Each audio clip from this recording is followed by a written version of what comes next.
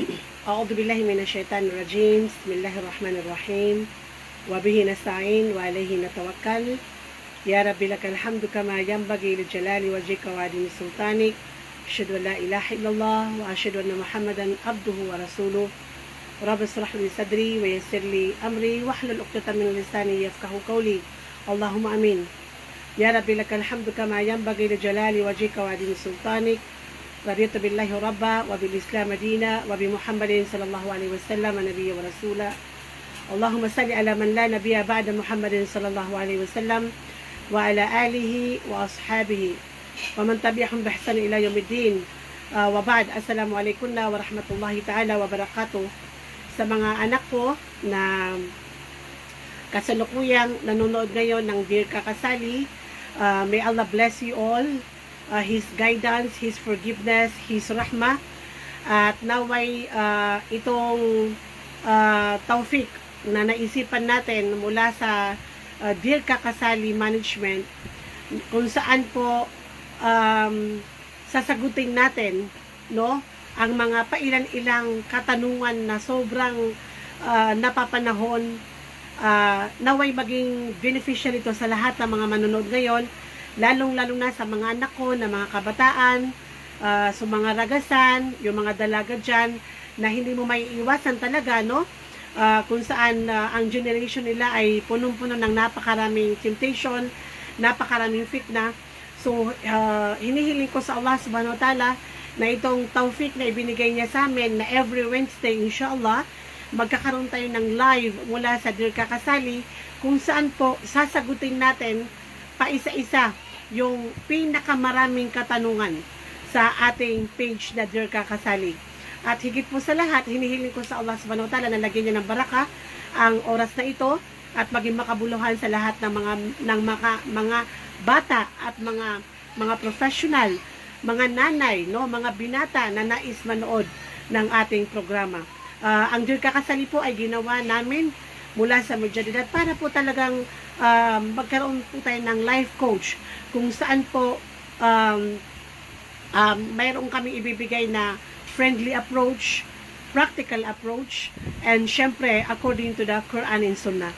So ito po talaga yung pinakamalaking dahilan. Kung mapapansin nyo po, hindi na kami sumasagot ng ano ba to, live, no, pa isa-isa kami sumasagot, dahil gusto po namin talagang magkaroon ng one-on-one talk sa mga kabataan na nagtatanong sa page ng Dear Kakasali. Ganun pa man po, ang topic natin ngayon ay napaka-importante para sa akin. I really ask Allah, paulit-ulit, ya Allah, ano ba ang magandang solusyon sa problema ng mga akhawat nagtatanong sa Dear Kakasali.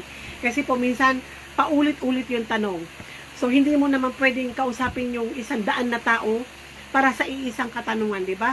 Pero ganun pa man, pinipilit talaga natin sumagot, kasi alam ko po na malaking bagay sa inyo na makausap namin kayo ng one-on-one. Ganun pa man, hindi namin talaga kayang sagutin ng dire-diretso, kahit araw-arawin namin ng pagsagot sa lahat ng mga nagtatanong sa Kakasali, hindi talaga kaya ng powers ko, no? Kasi po, una, matanda na ako, may mga anak ako, may pamilya ako, at marami po tayong pinagkakaabalahan ng mga bagay para sa Allah subhanahu wa ta'ala. So, yung mga hindi nasasagot, at alam ko po na napakadami nila, yung mga nagtatanong na hindi nasasagot, sorry po talaga, no? Patawarin niyo po kami, at humihingi po kami ng inyong pagpapasensya. Pero inshallah po, itong weekly na live ng Dear Kakasali, inshallah makakatulong po ito sa mga kabataan na dumaranas ng iba't ibang problema sa kanilang mga buhay.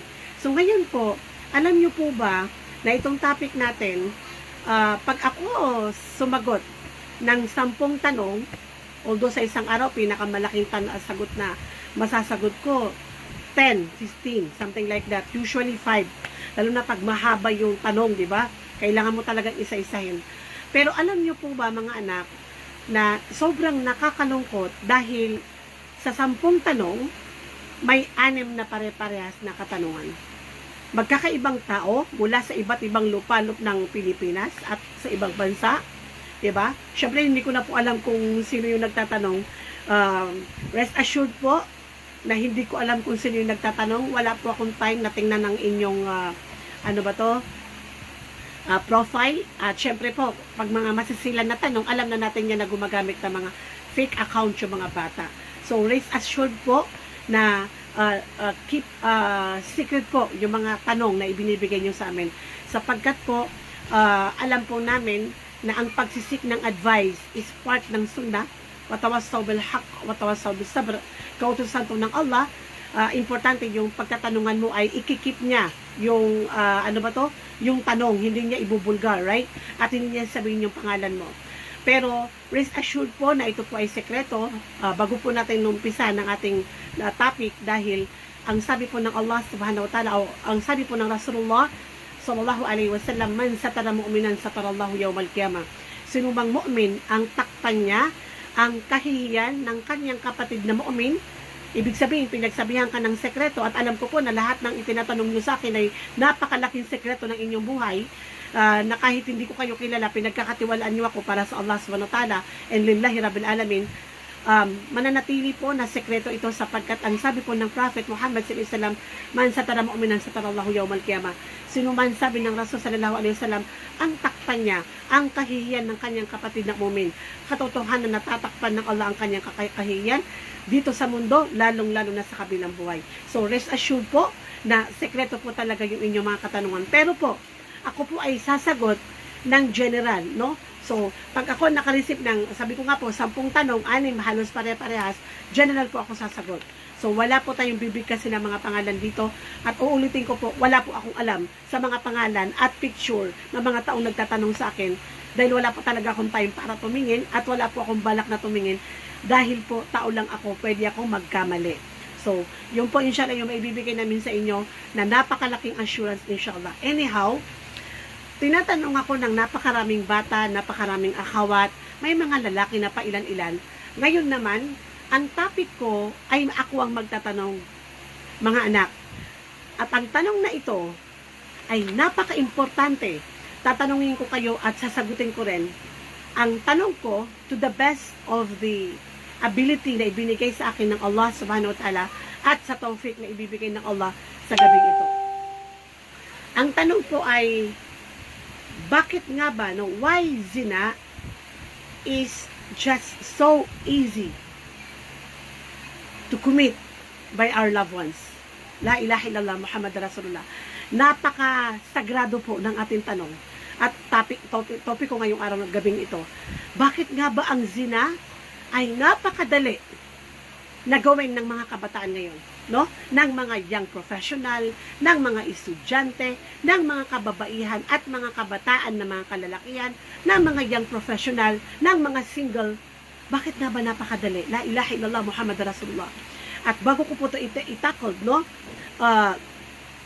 Yung mga reason, ano yung mga path, bakit napakadali sa isang babae na mag-commit ng zina. Samantalang alam nating lahat na ang isang babae ipinanganak na punong-puno ng haya, right?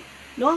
Alam nating lahat na ang iman ay may 70 branches, at ang very specific na sinabi ng Rasul sallallahu alaihi wasallam na ang haya ay kasama ng branches ng iman. Very specific. Out of 69, no?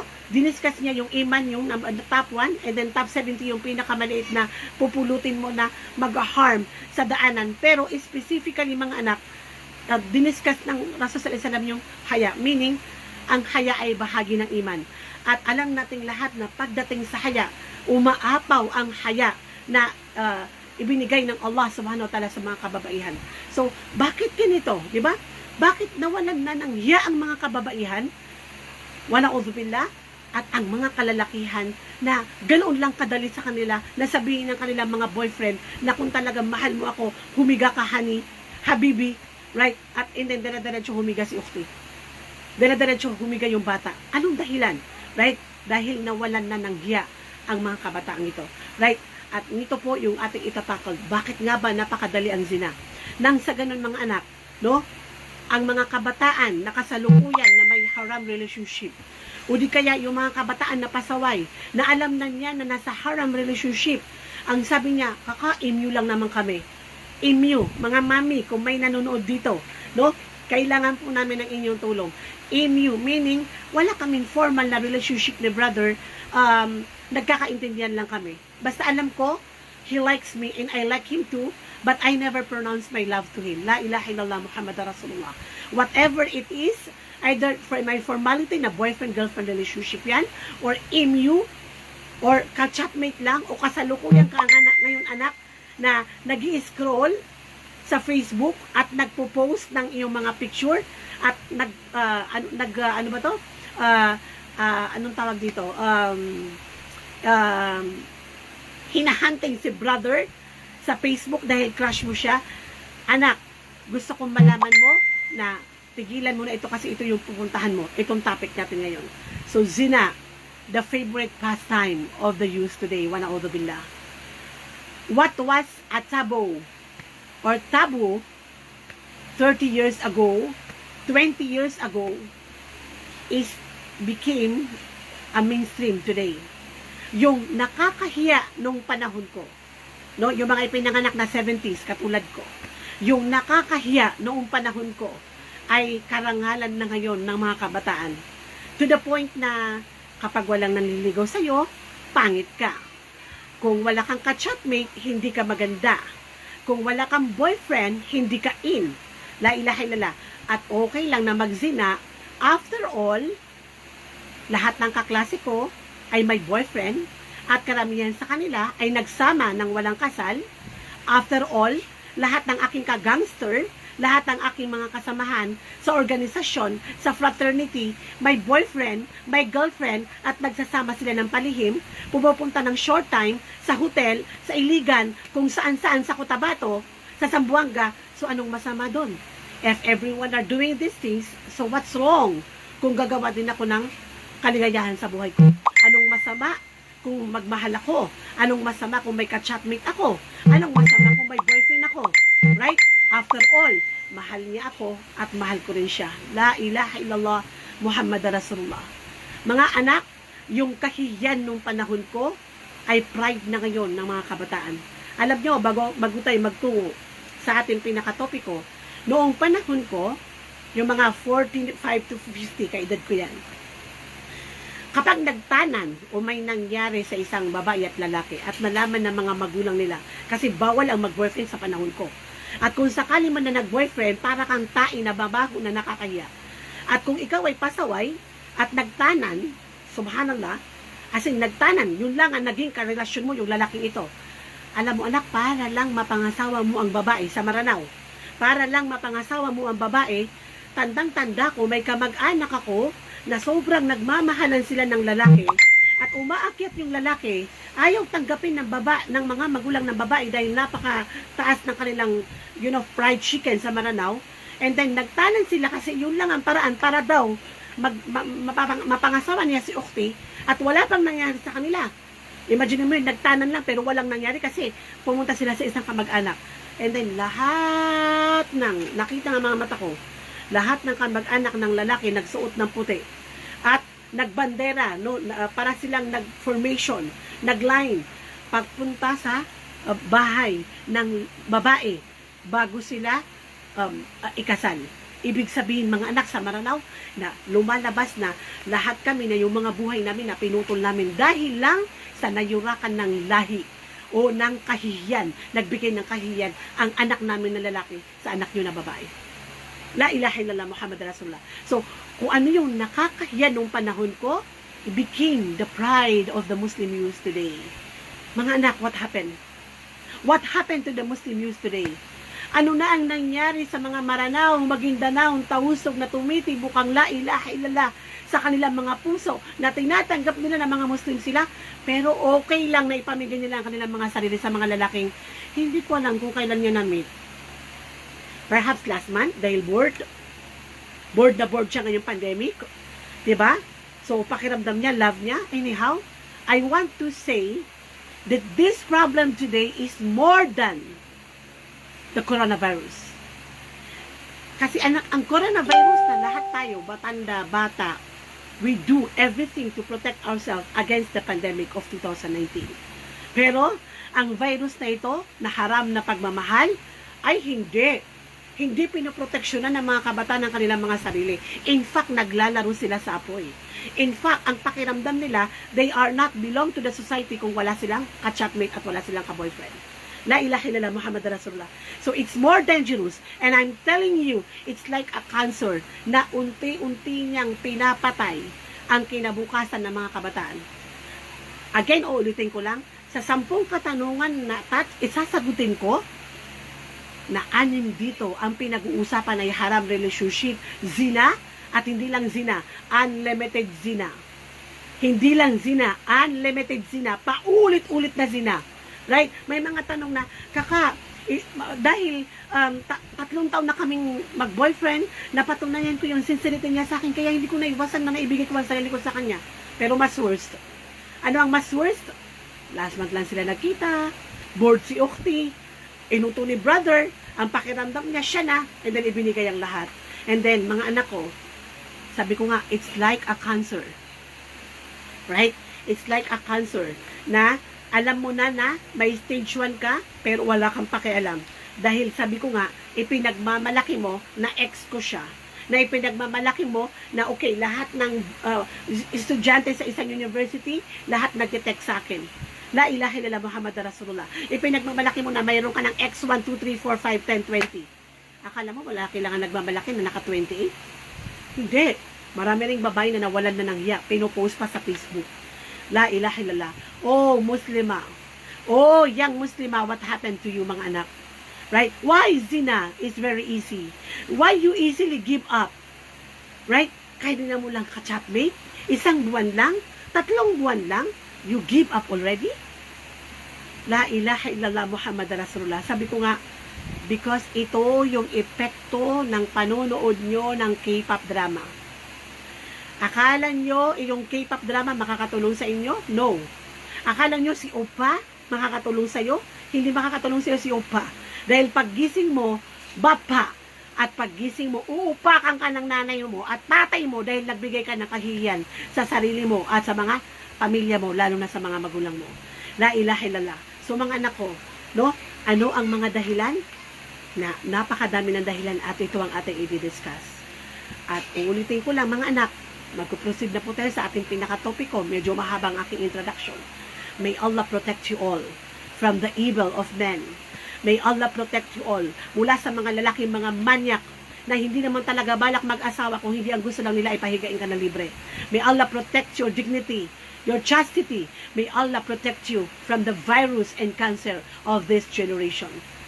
Anak, unang gagawin mo, kung may ka-chatmate ka, may ka-textmate ka, may ka-callmate ka, kung may boyfriend ka, isang linggo man yan, o 10 taon na kayo mag-boyfriend, na stop it, katakulan. Stop it. Right now. As in, ngayon, hindi bukas. Right? I-break mo na siya, takulekan. You need to stop. Tama na ang paglalaro ng apoy.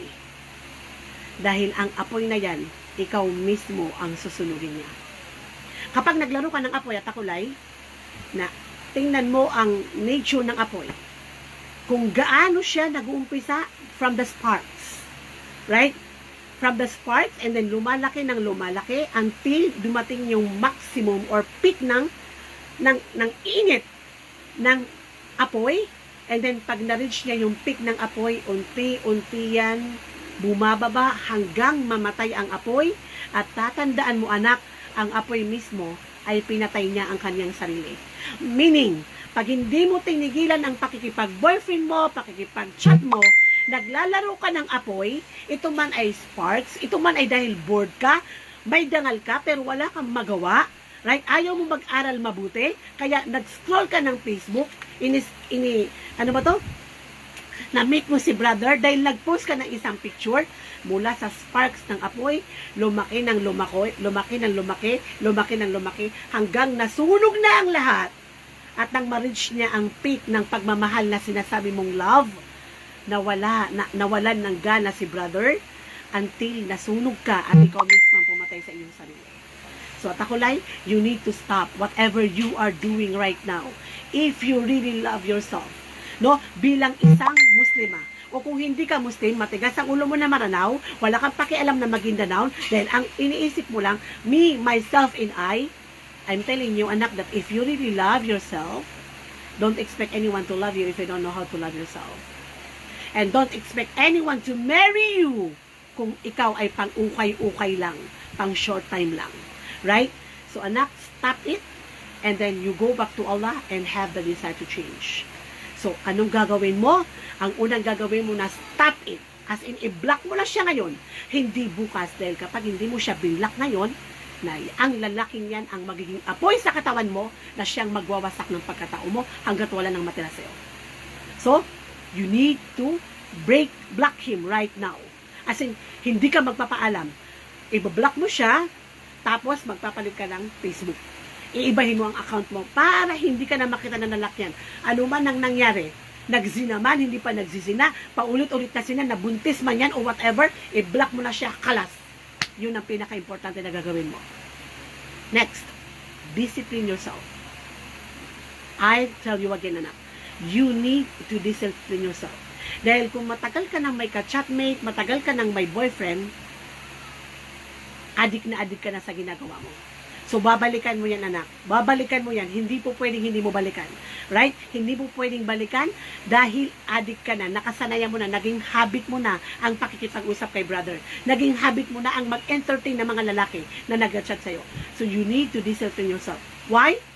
That pain, alam ko na masakit. At pinakaayaw ng mga kabataan ay ang disiplinay ng kanyang sarili. Ang sabihin mo sa sarili mo, sabi mo, Ya Aisha, Ya Fatima, Ya Marjorie, Ya whatever your name, tigilan mo na ang ginagawa mo dahil kahit masakit para sa iyo na iwanan mo si brother, dahil siya ang buhay mo, siya ang mundo mo, tatandaan mo anak, the pain of discipline will give you the pain of discipline today.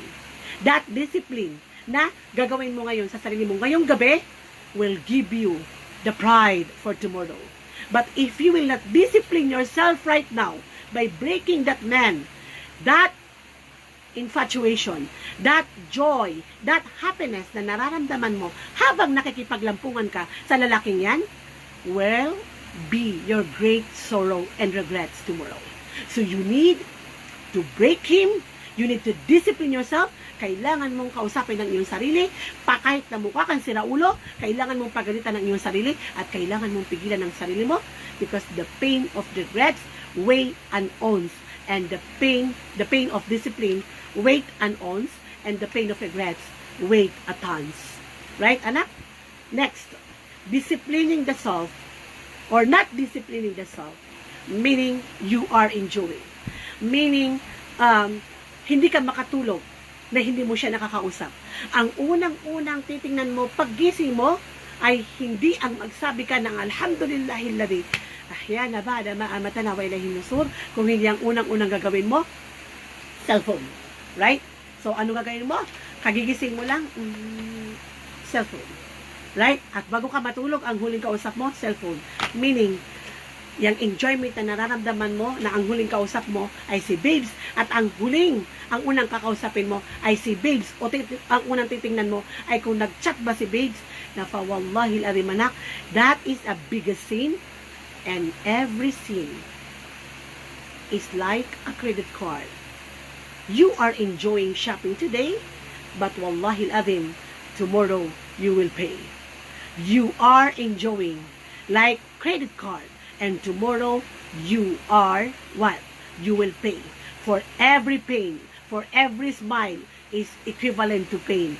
For every happiness, for every kilig, for every lust, for every hormones na naramdaman mo, you will pay tomorrow. So kung ayaw mo mangyari yun, yung kinabukasan na umiiyak ka ng dugo, na ngayon pa lang, na disiplinahin mo ang iyong sarili. Anak, next, kung matigas ang ulo mo, kaka, I love him, hindi ko kaya. Right? Kaka, I really love him. Siya ang buhay ko. Anak, ang sasabihin ko lang sa'yo, know that every time you disobey Allah, every time na gumagawa ka ng haram, every time na kinikilig ka sa pakikipag-usap sa lalaking yan, na nawalan ka na ng hiya, na mabuti pa yung mag-asawa ka nahihiya sa asawa niya. Mabuti pa yung babae na may asawa ka nahihiya sa asawa niya, pero nawalan ka na ng hiya. Right? Dahil ang pinag-uusapan nyo na ay bed scene.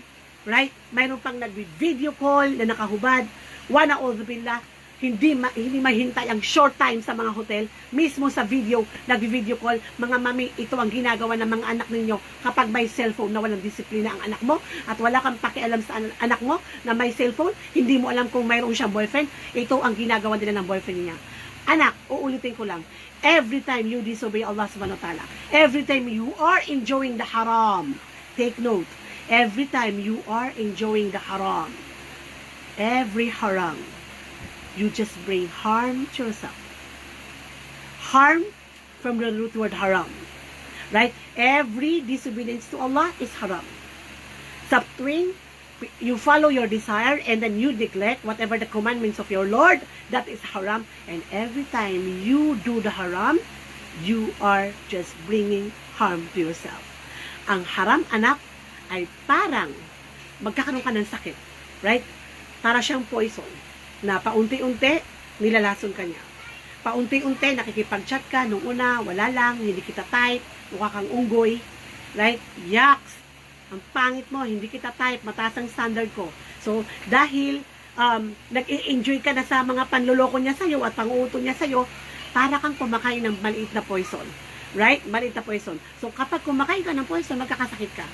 Ang Islam, ang magkakasakit na yung puso mo. Magkakasakit emotionally, your heart and your spiritual will be very sick. So imagine mo kung may sakit ka, pumunta ka sa doktor, pakulay. Dok, may sakit ako. Sabi niyo po, meron akong sipon. Okay, inumin mo to para hindi maging ubo, and then wala kang pakialam, and then naging ubo, and then naging TB, and then naging cancer. Right? Pero instead, alam mo na may cancer ka ngayon. Alam mo na you are too attached to that man. Pero you don't care. Dahil wala, mahal ko siya, mamamatay ako na wala siya. Tingnan ko lang kung hindi ka mamatay bukas sa pagmamahal mo na yan. So anak, kung sasabihin ng doktor na inumin mo ang gamot na ito, dahil ito ang magpapagaling sa'yo, and then you don't care, then instead, you take the poison, then who will be who will be harmed? The doctors or you? Of course, you. Hindi naman ang doktor ang nalason. Ikaw ang namatay. The same at akulakan. Ang Allah subhanahu wa ta'ala, ang iyong Panginoon, ang Rasul sallallahu alaihi wasallam, ang huling propeta, the best teacher, the best guidance of mankind, you are telling you what is harm and what is poison. And if you don't care, walang magagawa ang Allah. You don't harm Allah. You don't harm Prophet Muhammad sallallahu alaihi wasallam. You don't harm the ulama. You don't harm the du'at. You are harming yourself. Ikaw ang kumakain ng poison. Ikaw ang pumapatay sa iyong sarili. So at akulakan, please, kung ikaw yung babae na hindi makatulog sa gabi. Bakit hindi makatulog sa gabi? Dahil nagkatahajud? Ay, oo, nagkatahajud. Pero mami, ibang klaseng tahajud ang ginagawa ng nanay anak mo. Hindi para mag-aral ng kanyang exam. Kung hindi, nagkatahajud para makipaglampungan kay brother. Right? Kung ikaw yan anak, na start eating the poison. Right? Next, at angulakan. Bakit kailangan mo i-stop yung ginagawa mo? Dahil tatandaan mo, ngayon ka palang nakipag-usap kay brother, as in fresh na friend. Diba? Na nagiging beshi mo na si brother. Dahil sa mga masasarap niyang salita. Tatandaan mo, yung pag-uusap ninyo na masaya ka, na pinaparamdam niya sa'yo na prinsesa ka, na mahal ka niya, na importante ka, na araw-araw kang tinetext, kumain ka na ba? Babes, diba? I miss you, babes. Ikaw nakita ko sa panaginip ko, babes. Babes, wallahi labing pakakasalan kita. Ikaw lang ang mahal ko. Hindi mo pala alam, dalawang po pala kayo na ka-textmate niya. La ilaha illallah. Anak, pag hindi mo tinigilan ang gawain na yan, kahit na wala kang balak magzina, dahil wala namang babae na gusto magzina, kahit ang spaghetti pataas pababa, walang balak na magzina, right? Mismo yung non-Muslim, walang siraulo na babae na ibibigay niya ang kanyang sarili sa lalaki na hindi niya kilala. So, ibig sabihin, wala kang balak magzina.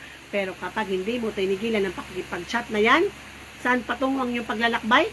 Na pagkahaba-haba man ng paglalakbay mo, 1 month man yan o 2 months, 1 year man o 2 years, na ikaw ay magpa-parking sa zina. Kaya, ngayon pa lang, bumaba ka na sa biyahe mo, biyahe ng chatting, at biyahe ng, posting, biyahe ng Instagram at Twitter, bumaba ka na sa biyahe na yan kung ayaw mong maging patungo sa zina ang iyong pupuntahan. And every zina is automatically corresponding to neraka jahannam. Wala yaznun wa may yaf'al dhalika yalqa asama. Subhanaka ya rabbal alamin. Sabi ng Allah, no? Wag sa suratul Furqan, wag kayong magzizina. Wag kayong magzizina dahil sino mang tao ang magzina, no? Yuda'af lahul adabu yawmal qiyamati wa yakhlud fihi muhana. La ilaha illallah Muhammad Rasulullah. Automatically a very, very severe punishment will be given to you kapag hindi ka nagtauba. Dahil, bakit? Dahil ang zina anak ay isang klase ng kasalanan na hindi katulad ng pag-inom ng alak, na pag uminom ng alak ang babae, nawala ng malay, and then nakalas.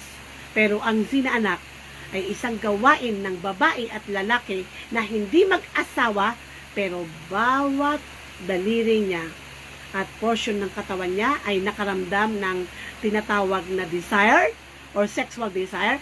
So dahil doon sa laki ng naramdaman mo na kaligayahan, ganoon din kalaki ang mararamdaman mo na imperno sa mundong ito at kaparusahan ng Allah sa nanak. So atakulakan, break him before he breaks you. Again, uulitin ko lang, break him before he breaks you. Kung nagzina na, educate. Wala na tayong magagawa doon. Pag-uusapan natin yan sa ibang araw. Right? Pero kung wala pang nangyayari, break him. Kung nagzina na, break him pa rin. Allah, takulay. Dahil kapag hindi mo siya binrake, na that man, the most beloved man, kunwari in your life, will be the one who will break you.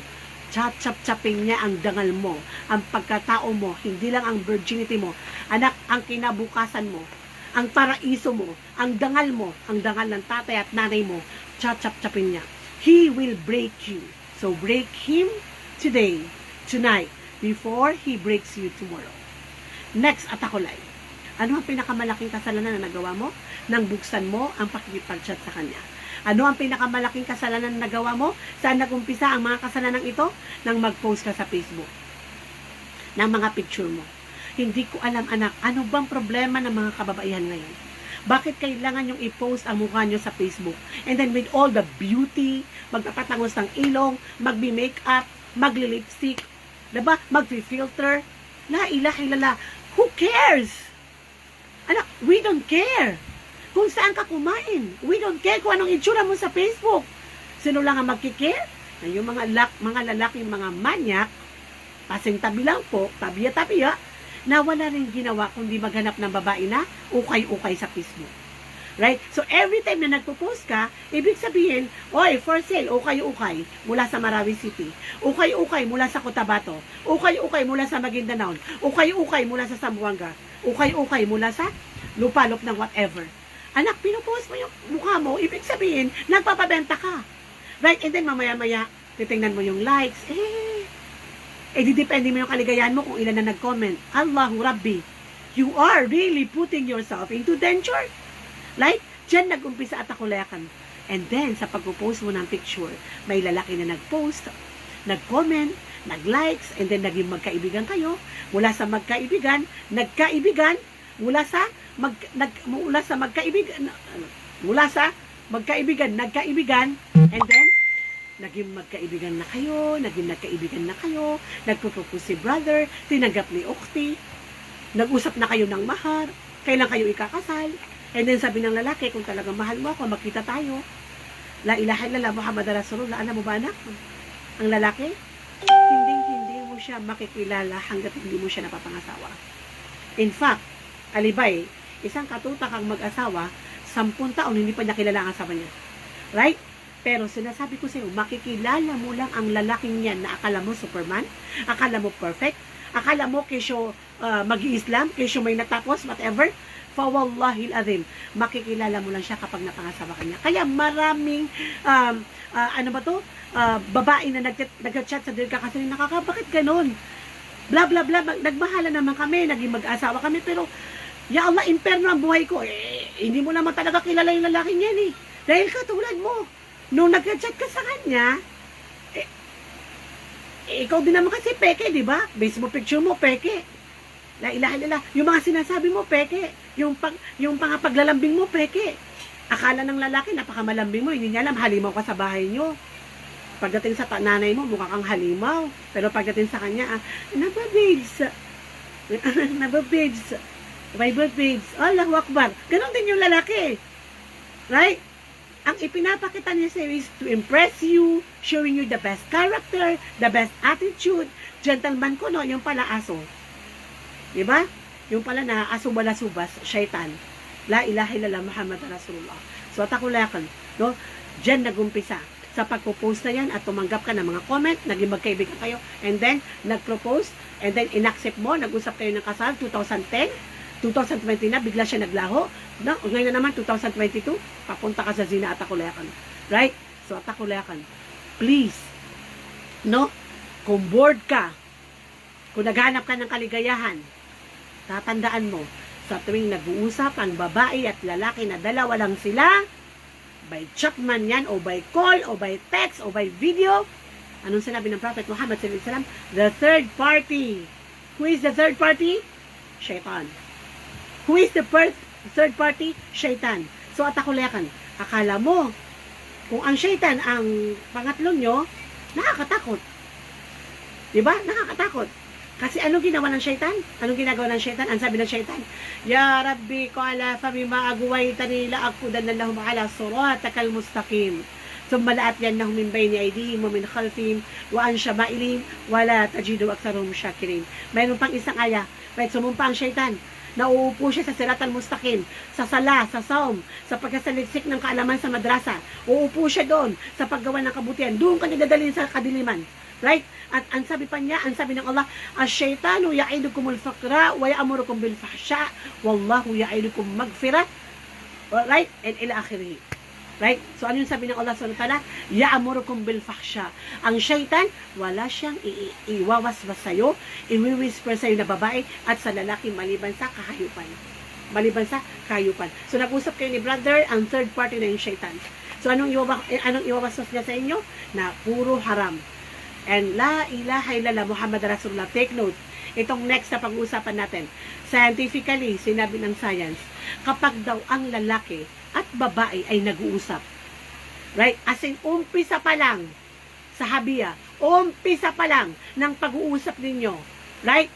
Third, ang shaitan na party. Right? Ang sabi ng science, akala mo daw, gusto mo siya, but actually, hindi mo siya gusto. Dahil ang nararamdaman mo is not love. Ano yung nararamdaman mo? Lust. Ano nararamdaman mo? Lust. Sa Maranao, tala. Sorry for the bad word. Para maintindihan mo. Sa Tagalog, landi. Hindi love ang nararamdaman mo habang nakikipag-usap ka kay brother. Ang nararamdaman mo ay landi. Lust. Bakit? Sabi ng science, sa tuwing nag-uusap ang lalaki ay naglalabas o nagre-release ng testosterone. Right? Okay, wait lang. Baka magkamali ako ng pronunciation. Testosterone. Right? Hormone ng mga kalalakihan na lumalabas on the spot. Right? La ilaha illallah Muhammad Rasulullah. So, ang lalaki lang bang nakakaramdam ng ganon? Ay, hindi rin ukti. At akulay, ang babae din kapag nakikipag-usap sa lalaki, na hindi niya asawa, nagre-release din siya ng hormone at ito po ay tinatawag na estrogen. Meaning, nakakaramdam ka ng pagkababae. Yung parang electric magnetic na kinikilig ka, na pinaganda nyo lang anak, na ano yung tawag nyo? Nakakakilig! Kilig to the max. Anak, it's not kilig, it's landi. It's tala. Sa Maranao na, tatalaan ka. Kanaba ka, kanaba lab abagagdam ka rarakagang ka gito maanaw to atakulekan rarakagang ka na uwayang ka pangunot surakag ka na pagkaito ka kakuha ka diyaman at tumuba ka din matay at yung mga loksa. Right? So ito ay sinabi po ng science. Kaya akala ng babae masaya siya, kinikilig siya, and then to the point na nag-advance na siya mag-isip, gumagawa na siya ng palasyo, 2025 magiging kami, ikakasal kami, saan? Sa Prosti, sa Iligan. Na, sana masunog ang Prosti. Diba, no? Iya, totong sulang na dikuwingan sa ranam na sep man sumiyon sa Prosti ang mga taga-siyulo. Katibukar, kapag ilang sa pera, kapag ambugo. Kuwing kami sa Prosti, ay motifak na violet, Kaya watami na sa pulo. Hala, wow naman, ukti, advance ka naman mag-isip. Huwag kang ganyan. Magiging mapusok ka. Diba? Bakit ka naging mapusok? Because of the third party, shaitan, and because the nature of men is releasing testosterone, and we are releasing estrogen as well ng mga babae. Ya Allah, Ya Rahman, Ya Rahim. Next, atakulakan.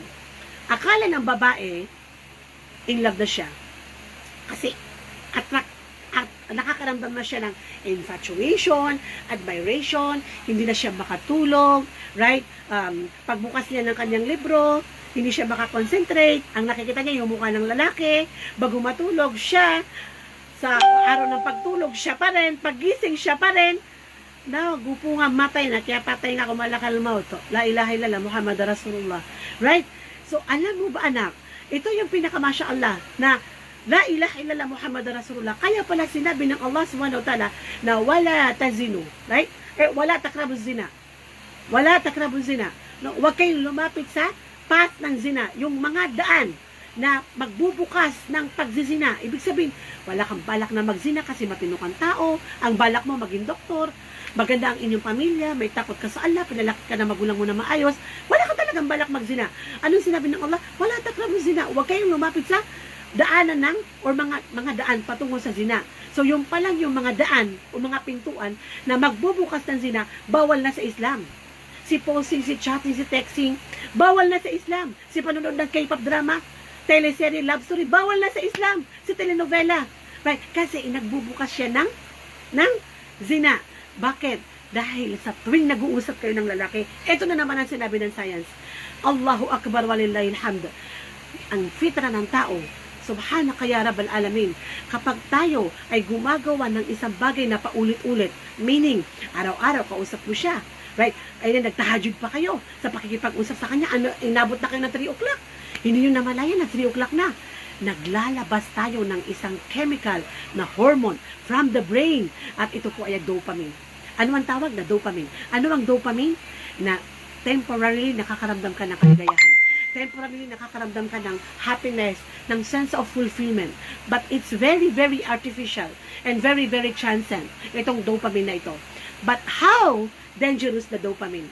Dopamine is the same chemical na ginawa o inimbento ng mga gumagawa ng shabu, ng sigarilyo, ng mag-inom ng alak, kung saan hahanap-hanapin mo siya. Right? So, hahanap-hanapin mo siya. So, for example, napaka-istrikta mong tao, mag-Islam ka, naging mapusok ka, naging marupok ka kay brother, kasi sahabat kunwari, mag-Islam kunwari, no? Ito sa mga mag-Islam, ito naman, dito naman tayo dumako, sa mga pailang-ilang akhawat na pasaway, na hijabi, diba? Pero may boyfriend. So, wala lang, talagang type mo si brother, kasi maganda ang boses, kesyo hafid, kesyo ustad, diba? And then nagbukas ka ng pakipag-usap sa kanya. At ang pinag-uusapan yung hadith, wow naman, ang kapal na muka. Right? Pinapalakas ni brother ang yung iman. Nagtatanong ka ng fatwa kay brother. Anak, yung araw-araw na nag-uusap kayo, hindi lang ikaw nagre-release ng hormone at si brother kahit na nagtahajud, nagre-release ng hormone, nagre-release kayo, both of you ng dopamine. Meaning, para kayong mga drug addict na sa una, walang drug addict na hindi tumikim ng 1 gramo. And then after 1 month, 2 gramo. And then after 1 month, 3 gramo. After 1 year, hindi na siya satisfied sa 1 kilo pa ang gusto niya na injection. The same, anak, yan ang nararamdaman mo. Spaghetti pataas pababa. Estudyante na walang alam sa Islam. Estudyante na hindi pinalaki ng anak magulang niya ng kahihiyan at takot sa Allah. Estudyante na matigas ang ulo, pinalaki ng magulang niya na magkaroon ng kahihiyan pero matigas ang ulo, nahulog kay brother. Dopamine, anak, ang nire-release mo. Kaya, hindi ka na kontento na nag-chat kayo, hindi ka na kontento na nag-date kayo, kailangan mo nang humiga. Kaya pag sinabi ni brother na kung talagang mahal mo ako, magkita tayo sa Robinson, sa illegal, and then pupunta tayo doon sa short time. Wala kang magawa dahil ang dopamine na nire-release mo araw-araw na para kang drug addict na kapag nasa harapan mo na hindi po pwedeng hindi ka humiti. Right? Wala kang kakayahan na mag-resist because you are already addict to that man. And I'm telling you, you are not in love. What you feel is a lust. You're just hormonal. You're just releasing dopamine. You are not in love. At ako layakan. Isipin mo kung talaga mahal mo siya. Kung sakasakali na ang lalaking yan na mahal mo, na maputulan siya ng kamay, mahal mo pa rin siya. Kung sakasakali na wala siyang paa, mabulag siya, mapitan na, nadisgrasya siya. Right? At nagkaroon siya ng, naging tabingi ang kanyang katawan. Do you still going to love him? Right?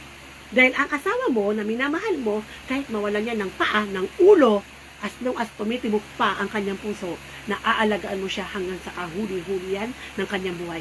Why? Because the real love starts from the car. Any love that you feel is not love. You're just hormonal. Di ba? Kinikilig ka lang, pero hindi ka talaga nagmamahal. I'm telling you one story.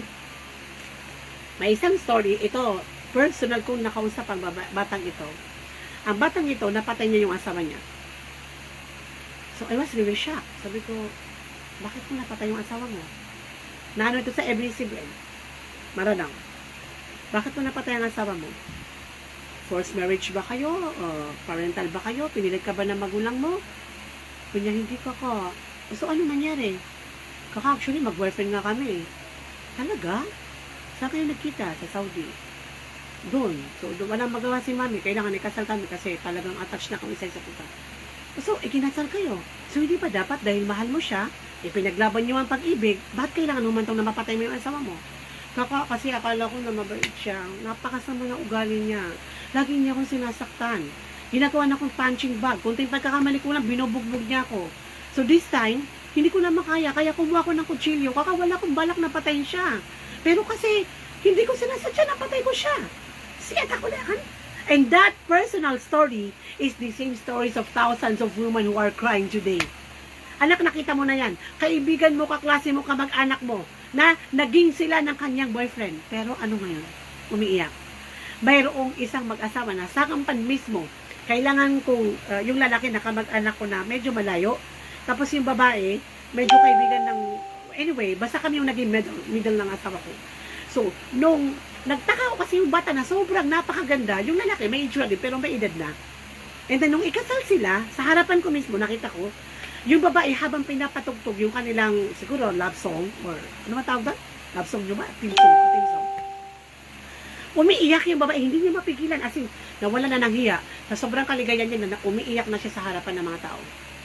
And then mind you, after I think nabuntis niya yung babae, kaya kailangan ikasal sila. After 3 months yata, or basta di ako karibat na 4 months, dumaan ako sa kanila, tapos galit na galit yung nanay, kasi bakit naghiwalay sila? Sabi ko, akala ko pinagmamahalan ng anak mo at saka ng lalaking yan. Pinaglaban nila eh. Right? Kaya nga ikinasal natin eh. Ang sama ng ugali. Anak, la ilaha illallah Muhammad Rasulullah. Please, no? You're just releasing dopamine. Hindi siya tao.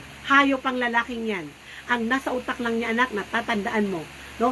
Wa na'udhu billah, lahat ng lalaki maliban sa tunay na may takot sa Allah at ang lalaki na may takot sa Allah na hindi marunong mag-text, professional man yan, kahit engineer yan na hindi alim, kung may takot yan sa Allah na hindi yan makikipag-text sa babae, attorney man yan o doktor, maraming ganyan, attorney, doktor, may takot sa Allah, hindi makikipag-text, tayo huwag kababayan yan sa babae, kasal agad, right?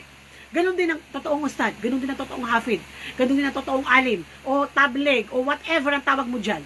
Kung totoo may takot siya sa Allah na hindi siya makikipag-text sa'yo. Right? Kasi alam niya na haram. Alam niya na mahuhulog siya sa zina.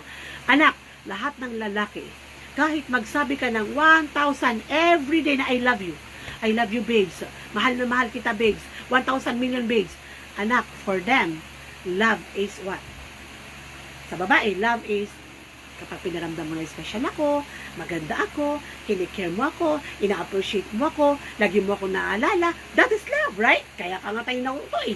Kasi dahil yun ang gusto natin eh. Love for us is just, iparamdam mo na, I am the princess in enough. Kaya kung magpaalipin sa'yo, pinaramdam mo na princess ako eh.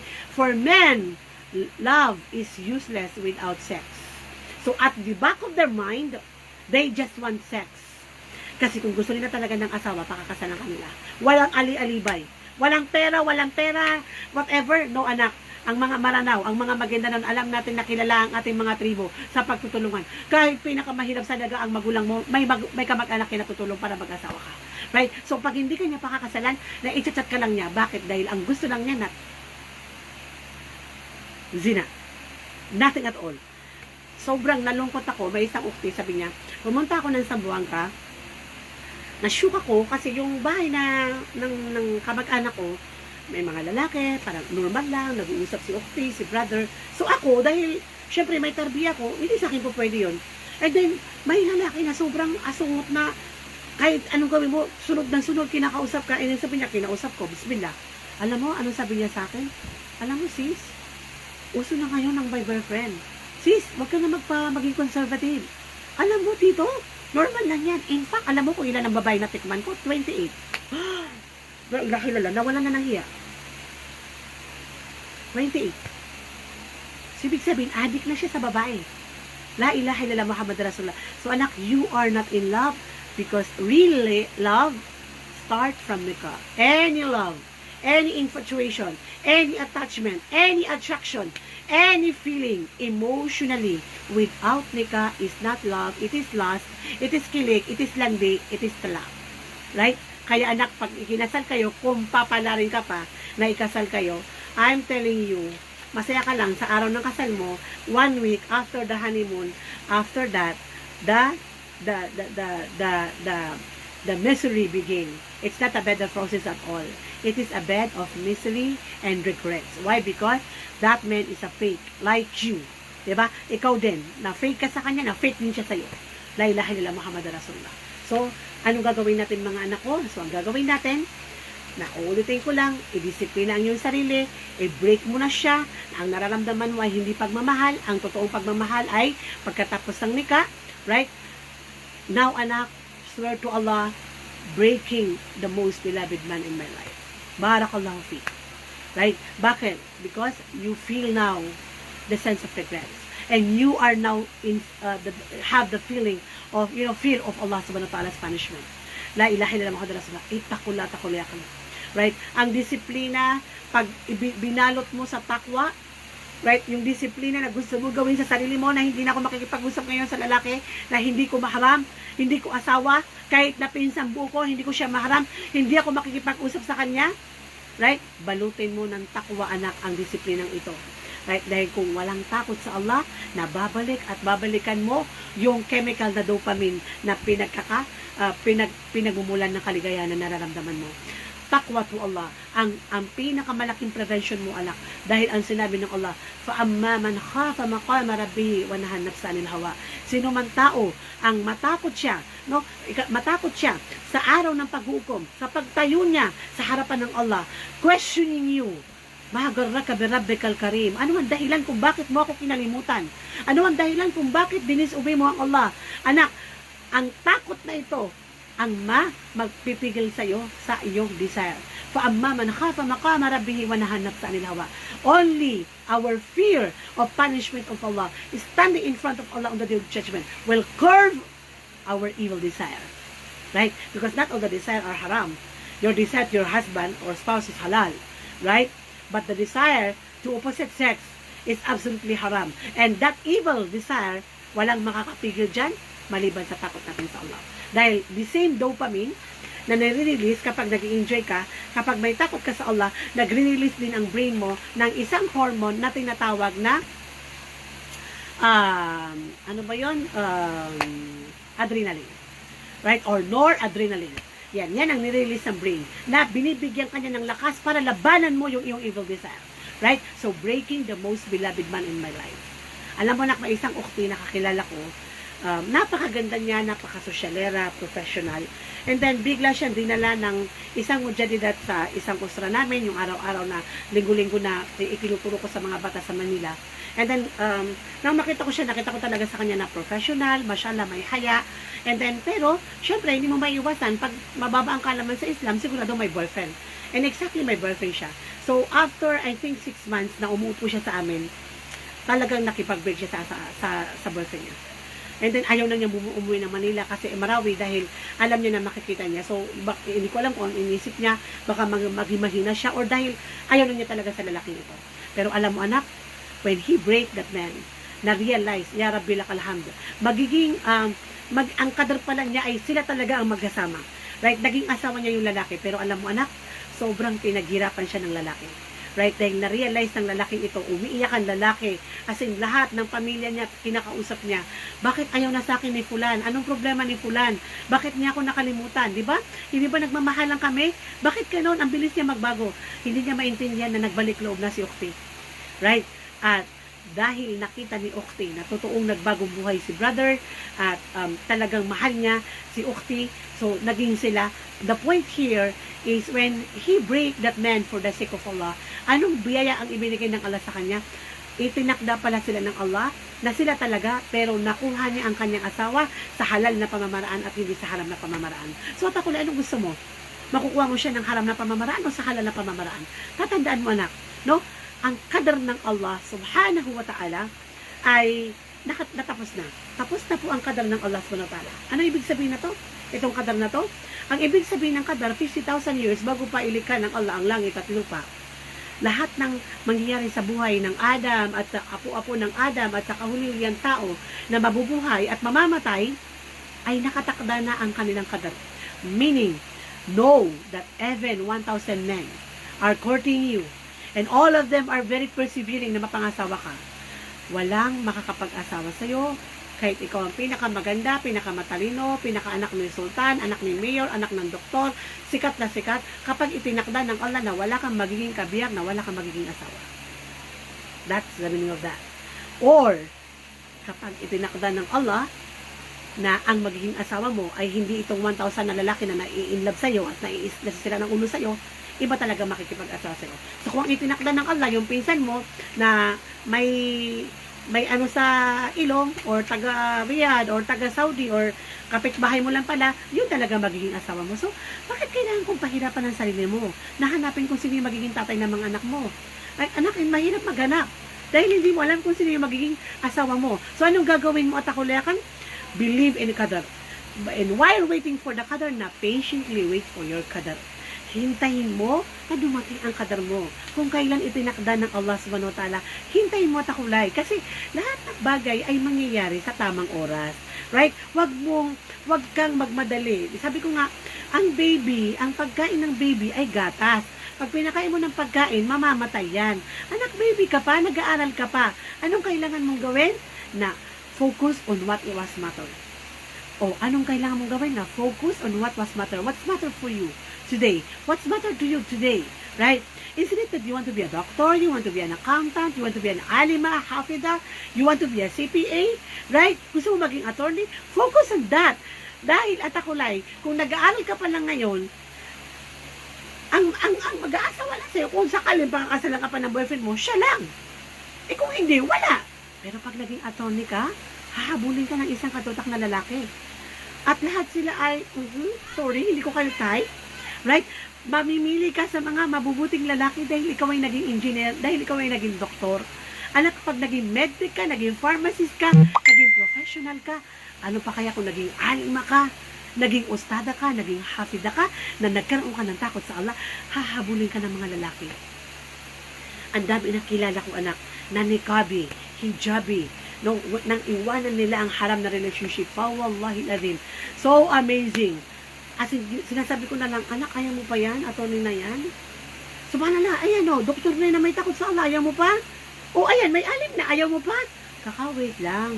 Inshallah, may tamang oras. Ang dami ng akhawat na kilala ko na ganito. Pero anak, kung ikaw ay baby pa, may gatas ka pa sa labi, sino mag-aasawa sa'yo? Ang lalaking yan, anong ipapakain niya sa'yo? O isang linggo, masaya kayong honeymoon, 1 month honeymoon. Ano gagawin nyo, mga? You will never be happy. At hindi kayo magiging masaya dahil walang baraka ng Allah, haram ang pinagalingan ng inyong relationship, at ang dahil haram, ang apoy, at ang putik, at ang dumi, kailanman hindi siya pwedeng maging, hindi siya pwedeng maging halal, at hindi siya pwedeng maging pure. So, ang gagawin natin ay magtawba tayo sa Allah subhanahu wa ta'ala. Dito ako mag-e-end, mga anak. Let's all have the desire to change. And let's go back to Allah subhanahu wa ta'ala. Ikaw man, anak, ay nagzina ng paulit-ulit. Ikaw man ay isang beses lang nagzina. O nagzina ka lang sa isang lalaki. O 3 lalaki. O 10 lalaki. O 50 lalaki ang naging kazina mo. May boyfriend ka man. O wala. Ka-chatmate lang. Emu man yan. Lahat yan, anak, ay haram. Lahat yan ay kasalanan sa Allah. Anak, let's go back to Allah. Let's do the tawbah. Let's have the sincerity that beginning today, I will stop this haram things. I will stop harming myself. I will go back to Allah. I will break this man before he breaks me. And then, all you need to do, Atakulay, is only one step. Ar-Rahman, Ar-Rahim, ang pinakamahabagin, ang pinakamaawain. Tatandaan mo, Atakulayakan, kahit ang kasalanan mo, ito hadith Qudsi, para mabilis tayo kasi sobra 8 o'clock na. Even if your sin reach the highest sky, right? And even if your sin, the zina, the haram thing na ginawa mo, ay umabot sa kailaliman ng dagat, anak, lahat yan ay patatawarin ng Allah as long as you don't commit shirk. As long as you don't commit shirk, Allah will forgive all that sin. So all you need to do is do the tawbah. At ang pagtatawba, anak, ay ang puso mo, no? Tawba is an action of the heart. You will feel regretful. Magsisisi ka, mahihiya ka, malulumo ka. You will be very sad for whatever the sin that you are committed. Diba? At pag yan, anak, nakita ng Allah na nagsisisi ka at ikaw ay humingi ng tawad, fastaghfiru lidhunubihim. وَالَّذِينَ إِذَا فَعَلُوا فَاحِشَةً أَوْ ظَلَمُوا أَنفُسَهُمْ ذَكَرُوا اللَّهَ. Sabi ng Allah sa Suratul Imran, sino man, sabi ng Allah, ang alipin ko, no, na mananampalataya, muttaqin, may takot sa Allah, muslima, mu'mina, na nagkasala, maranaw na tumitibok ang la ilaha illallah sa kanyang puso, magindanaw na kiniklaim niya na Muslim siya, tausog na may takot sa Allah. Pag ikaw ay nagzina, diba? Na ang sabi ng Allah, وَالَّذِينَ إِذَا فَعَلُوا فَاحِشَةً أَوْ ظَلَمُوا أَنفُسَهُمْ ذَكَرُوا اللَّهَ. Sino bang alipin ko, sabi ng Allah, na nakagawa ng fahisha. Fahisha means waksh. Root word wahisha or wahasha, meaning animalistic. Ano yung animalistic? Hindi mo asawa, nakipagtalik ka. Right? Nawalan ka na ng hiya. Paulit-ulit na ginawa. Nakagawa ka ng fahisha, أَوْ ظَلَمُوا أَنفُسَهُمْ. You wrong yourself. Nakipag-boyfriend ka. No, kinilig ka. No, lumabas man ng ano man yan. Anak, zakarullah, the moment that you remember Allah, and then fastaghfiru lidhunubihim, and you immediately seek forgiveness from your Lord. Astaghfirullah al-azim, humingi ka ng Allah sa tawad, no? Umiyak ka, nagsujud ka, nagpakumbaba ka sa Allah, at ito ay ikhlas, right? Anong sinabi ng Allah? Fastaghfiru lidhunubihim walam yusirru ala ma fa'alu, at sumumpa kayo sa Allah na hindi niyo babalikan kailanman ang haram na relationship. Ang sabi ng Allah, lahat ng inyong kasalanan ay patatawarin ng Allah. Kul ya ibadi alladhi asrafu ala anfusihim la taqnatu min rahmatillah. Ya Muhammad, sabihin mo sa aking mga alipin na winasak nila ang kanilang pagkababae, ang kanilang pagkatao. Gumawa sila ng zina, gumawa sila ng haram relationship, paulit-ulit na haram, matapang sa magulang, hindi nagsasala. Ano man ang kasalanan niya, spaghetti pataas pababa, bumalik lang sa Allah. Inna Allah yaghfiru dhunuba jami'a. Allah will forgive everything. Inna Allah ghafurur rahim, sapagkat ang Allah subhanahu wa ta'ala ay katotohanan, siya ay mapagpatawad. Mayroon pang isang sinabi yung Allah sa Suratul Furqan, وَمَنْ يَفْعَلَ ذَلِكَ يَلْقَ أَثَامًا إِلَّا مَنْ تَابَ وَآمَنَ وَعَمِلَ عَمَلًا صَالِحًا فَأُولَئِكَ يُبَدِّلُ اللَّهُ سَيِّئَاتِهِمُ الْحَسَنَاتِ. Sabi ng Allah, yung mga taong nag-share, yung mga taong pumatay ng tao na wala namang kasalanan, no, o hindi halal para patayin ang taong ito, at sila ay nagzina, kapag sila ay nagtauba at naniwalang muli sa Allah, wa amanu wa amilu salihat, wa amala amalan salihat, at gumawa ng maraming kabutihan, faulaika yubadilullahu sayiatihimul hasanat. Katotohanan, sabi ng Allah, na lahat ng kanilang kasalanan, yung nararamdaman mo, ukti, nakakanabuntis ako, hindi ko alam anong gagawin ko, diba? Kakausapin ko ba yung mga magulang ko, kaka, nagpalaglag ako, kaka, hindi ko alam ang gagawin ko, ikakasal na ako, buntis ako. Ito yung mga tanong ninyo sa akin, na paulit-ulit at ako layakan. Anak, ang sabi ng Allah, magtauba ka lang, maniwala kang muli, gumawa ka ng kabutihan, at hindi mo nababalikan ang mga bagay na ito, ikaw ay parang ipinanganak na walang kasalanan, at hindi lang iyon, patatawarin ng Allah ang kasalanan mo, at ang kasalanan mo, bilyones man yan, milyones man yan, trilyon man yan na kasalanan, paulay kayo badilullahu sayiatihimul hasanat. Allah will automatically replace, change the evil deeds into good deeds. Ganyan, anak, ang Allah subhanahu wa ta'ala, ang Panginoon mo na mapagpatawad. Subhanaka ya Rabbal Alamin. Mga anak ko, sobrang na-inspired ako sa isang estudyante ko na professional. Siya po ay law students, and then napangasawa siya, and then lagi kong sinasabi sa kanya na, anak, bakit sa dami ng kasi may usra ako sa kanila, and then sabi ko, naiiba yung buhay mo, sa lahat ng kaibigan mo, iba yung buhay mo. Nakikita ko na may baraka ang buhay mo. Mga anak mo, mashallah, ang asawa mo ay hindi ustad. At hindi ka naman ustada, ikaw ay professional, ang asawa mo rin siguro ay professional, mga negosyante sila ngayon. Nakikita ko sa inyo yung baraka ng inyong buhay, ang buhay ng mga anak ninyo ay mashallah. Ano ang sekreto mo at akulay? And then this Octay tells me, alam mo, kahit lumaki ako ng Maynila, ipinangako ko sa Allah subhanahu wa ta'ala na kailanman hindi ako makikipag-usap sa lalaki hanggat hindi ko siya naging asawa. So itong batang ito ay napakaganda, imagine mo, at napakayaman nila, at ang kanilang angkan ay isa na sa pinakamayaman na Maranao, no? Sa Marawi, I'm telling you anak, because she live in a principle of I will never entertain, no, a man in chat, in text, diba, in Facebook and Twitter na hindi ko asawa. Anong ibinigay ng Allah subhanahu wa ta'ala? Nagkaroon siya ng isang napakabuting asawa. Hindi naman siya alima, hindi siya ustada, hindi siya hafida, pero dahil siya ay professional na may takot sa Allah, mashallah ang kanyang naging buhay. At alam ko, inshallah, na patuloy na bibiyayaan ng Allah ang kanyang buhay hanggang sa magkita sila ng kanyang mga anak at asawa sa Jannatul Firdaus al-A'la. So mga anak ko, break him before he breaks you again, and all you need to do is to decide to change, and it's not too late for you, dahil ang Allah subhanahu wa ta'ala ay sobrang mapagpatawad. Naway mga anak ko, yung mga nagtatanong tungkol sa haram relationship, sa zina, sa unlimited zina, sa nabuntis, ikinasal sa hindi bla bla bla, ano man ito anak ay magkaka-related, at gumawa tayo ng lecture tungkol dito. Nang sa ganon, yung mga akhawat na gustong makarinig ng payo mula kay kakasali, bitawfiq lillahi rabbil alamin, baka sakaling maliwanagan ang inyong mga puso, maging dahilan ang inyong mga kasalanan para makabalik kayo sa Allah subhanahu wa ta'ala. Sabi ng Allah, sabi ng Prophet Muhammad sallallahu alaihi wasallam, after ko mag-end, man taraka shay'an lillahi awadalahu khairan min. Sabi ng Rasul sallallahu alaihi wasallam, sino man tao ang iwanan niya ang isang shay, isang bagay na gustong-gusto niya, mahal na mahal niya, masaya siya habang ginagawa niya. The same, no? Masaya siya habang nakikipag-usap kay brother, kay babes, right? Masaya siya dahil siya yung nakakaintindi sa kanya.